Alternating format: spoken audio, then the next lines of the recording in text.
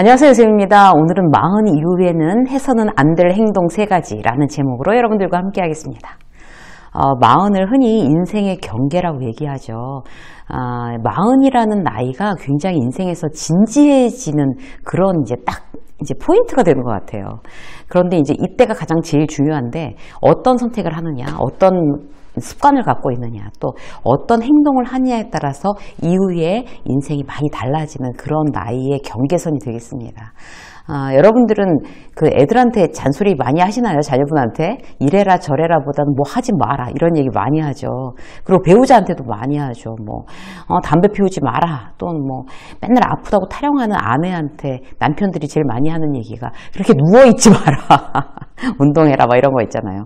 애들한테도 늦게까지 깨있지 마라, 핸드폰 하지 마라, 게임 그만해라, 뭐든지 이제 하지 말라는 얘기 많이 하죠. 근데 내가 누구한테 잔소리하는 거 별로 소용없어요, 사실. 근데 소용 있는 게 딱 하나가 있죠.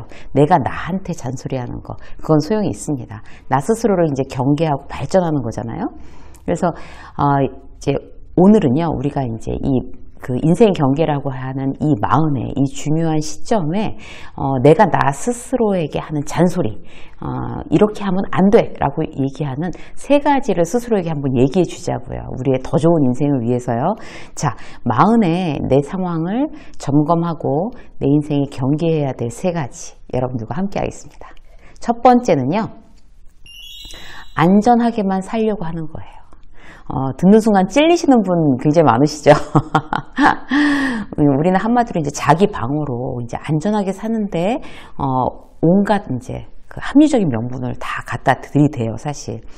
다 자기 가치관이 있죠. 그냥 조용히 편안하게 소소한 행복을 누리면서 그냥 그렇게 살고 싶어. 이게 나의 최고의 가치관이야 라고 생각하시는 분들도 많아요. 나쁜 거 아니죠. 절대로 좋은 거예요. 핵심은 뭔가 하면, 오늘 말씀드리고 싶은 핵심은 그게 정말 그렇게 안전하게만 이제 살려고 하는 어떤 나의 어떤 의도와 노력이 그게 정말 내가 원하는 건지를 진지하게 생각해 보는 순간들이 있어야 된다는 거예요. 그 후배 중에 이제 퇴직을 했어요. 퇴직을 하고서 지방으로 내려갔어요. 대단히 유능했던 친구예요. 정말 일 잘하고 야망도 있고. 그런데 이제 퇴직을 하면서 텃밭을 가꾸면서 이제 살겠다는 거예요. 그래서 이제 그 본인의 버킷리스트를 하나씩 계속 이제 이루어 나가면서 이제 살겠다고 내려갔어요, 지방으로. 근데 딱 2년 만에, 이제 결론적으로 말씀드리면 딱 2년 만에 이제 다시 회사에 들어갔어요. 서울로 올라와서 한다는 말이 우울감이 오더래요. 2년 만에. 그러니까 버킷리스트를 하나씩 실천하고 있는데도 이제 점점 우울감이 심해졌다는 거죠.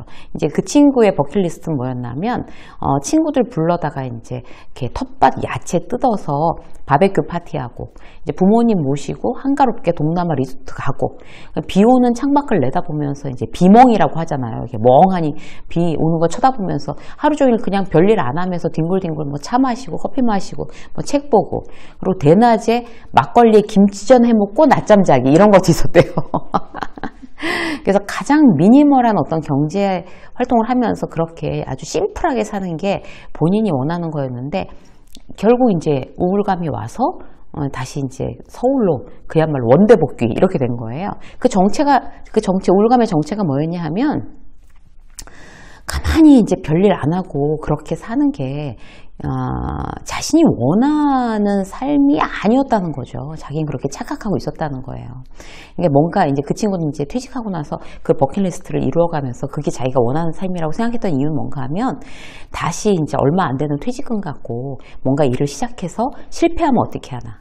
지금까지 조그맣게 이루어놓은 어떤 자기의 어떤 그런 커리어가 있는데, 다른 데 가서 이제 뭔가 하다가 굉장히 좀 부정적인 어떤 결과가 나오면 어떻게 하나. 아주 아껴 쓰면 되는데 이 돈마저 잃으면 어떡하나, 이제 이런 생각 때문이었다는 거죠. 사실 이제 때로는 버킷리스트가 자신을 속이는 내용이 될 수도 있습니다. 어디로 이제 숨거나 피할 어떤 공간이 필요하니까요. 핑계가 필요한 거죠. 근데 후배는 이제 늦게까지 어떤 그렇게 사회에서 인정받고 도전하고 성공하고 막 계속 끊임없이 이제 뭔가 굉장히 치열하게 노력하고, 이게 이제 결국에 자기 적성에 이제 맞았다는 사실을 쉬는 어떤 그 기간 동안 이제 깨달은 거예요. 다시 치열한 도시 생활을 시작했습니다. 그 나이 들어서 뭔가 해보다가 잘 안 돼도 후회가 없을 것 같아서 이제 그렇게 하기로 했대요. 우리는 이제 무엇에 익숙해 있나, 뭘 지키려고 지금 노력하고 있나, 뭔가 핑계대고 있지 않나, 이제 우리가 한번 생각을 해봐야 돼요. 요즘에 뭐 되는 게 뭐 있어? 라는 이제 어떤 그런 사회적인 어떤 그런 상황, 컨디션에 그걸 핑계로 해서 뒤에 숨지 마세요. 뭐든지 할 수 있죠.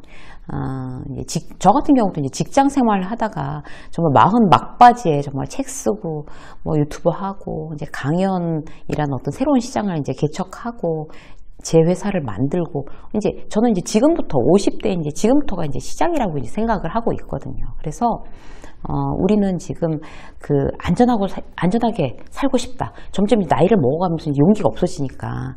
그리고 이뤄놓은 것들을 잃고 싶지 않다. 그런 마음으로. 이제 그런 생각을 혹시 계속 그게 내가 원하는 삶이야 라고 생각을 하고 있다면, 그렇게 물론 살아도 되지만 이렇게 안전함만 추구하는 게 진짜로 내가 원하는 건지 한번 이제 스스로 이 방송을 통해서 자극받으시고 지금 한번 용기를 한번 내보시는 거 어떨까 생각해요. 내 인생의 터닝 포인트는 안전한 상황에서 오지 않습니다.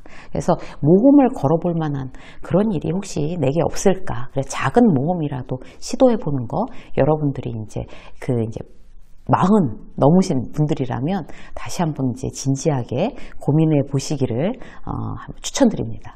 자, 두 번째는요.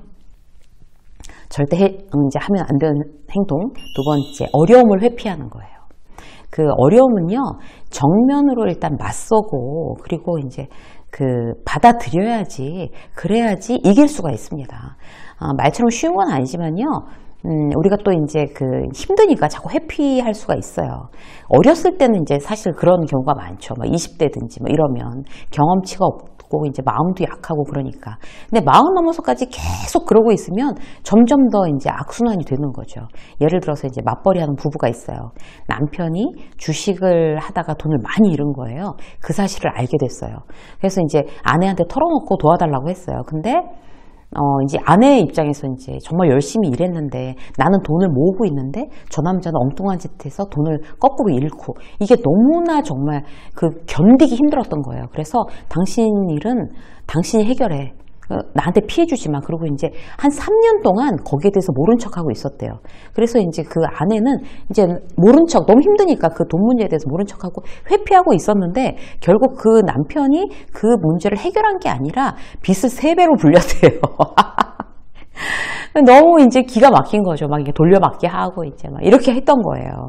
그래서 결국에 그 3년 후에야 그 여자분이 이제 해결을 했어요. 이 문제를 이것저것 정리해서. 그래서 그 당시에 어떤 그런 어려움을 이제 회피했기 때문에 이제 문제를 해결하지 않고 회피했기 때문에 그 문제가 3배로 커진 어떤 대표적인 케이스가 되겠습니다. 가족 때문에 부모 형제 때문에 경제적 어려움을 겪는 분들 많죠. 주로 이제 현실을 피하려다가 되레 이제 불려서 더 힘들어지는 경우도 많아요. 그러니까 어떤 문제가 이제 어려운 문제가 맞닥뜨리면 그 문제를 막 울며 불며 피하는 게 아니라 그대로 긍정하고 그 자리에서 솔루션을 찾는 게 제일 손해를 줄일 수 있는 방법입니다. 특히 이제 중년에 와서는 이제 어떤 그런 능력들을 스스로 이제 키워야 되는 거죠. 문제가 터졌을 때 일단은 이제 해결 능력이 있다는 걸 가족들한테 보여주는 거 대단히 힘이 되죠. 제 지인의 아이가 대학을 다니다가 도저히 적성에 안 맞아서 중간에 그만뒀어요. 그런데 그만두지 않았으면 졸업해야 되는 그때까지 그 시간까지 부모한테 이제 숨긴 거예요. 왜냐하면 우리 엄마는 이런 상황에서 완전히 무너진다라고 아이가 생각하고 있었기 때문에 그걸 숨긴 거죠. 그래서 엄마가 무너지는 그 모습을 보기가 너무 두려워서 그래서 결국에 숨기다가 맨 막판에 가서 터진 거예요. 이게 모두들을 더 힘들게 한 거죠. 차라리 그때 어떤 다른 어떤 진로를 찾고 이랬으면 이제 훨씬 더 시간 낭비를 안 하는 건데. 그래서 부모가 어려움에 직면했을 때 굉장히 회피하거나 좌절하거나 어떤 무너진다라는 어떤 모습을 보이면 아이들도 어떤 그런 부분에 있어서 본인이 어려움을 어떤 겪었을 때 부모에게 도와달라고 손 내밀기가 굉장히 어려워집니다. 그래서 이런 부분들 이제 어려움을 회피하는 거 이제 이제 40이 내 나이가 넘었다고 하면 이제 회피해서는 도저히 안 되는구나, 이렇게 이제 받아들이시면 될 것 같아요. 자, 마지막으로 한 가지, 고독함을 견디지 못하는 거. 이것도 이제 절대 하지 말아야 될 행동 중에 하나예요. 혼자 있는 외로움을 유독 힘들어 하시는 분들이 계세요. 누군가 함께 있어야, 어떤 무리 속에 속해 있어야 마음이 놓이는 사람들이 있거든요. 회사에서도 이제 몸은 힘든데 퇴근 후에 직원들이 나 빼고 어디 가는, 그걸 또 못 보는 분들이 계세요. 불안하니까. 그래서 그 소외되는 어떤 소외감을 못 참으니까 힘들어도 그냥 같이 어울리는 거. 그러면 이제 계속 에너지는 소모되고, 몸은 피곤한데 쉬지도 못하고, 피곤 쌓이면 이제 악순환이 되는 거죠. 그리고 집에 와서도 그냥 가만히 못 있고 누군가랑 막 몇십 분씩 수다를 전화로라도 떨어야지 직성이 풀리는, 그렇게 되면 자기 에너지를 굉장히 소모하는 그런 이제 그 일상 패턴이 되는 겁니다. 제일 어려운 부작용은 뭔가 하면요, 그렇게 그 혼자 있는 걸 못 견디는 분들은 자기 성장이 굉장히 어려워요. 공부할 시간이 없는 거죠. 주로 혼자 있어야 내가 나를 키울 수가 있어요.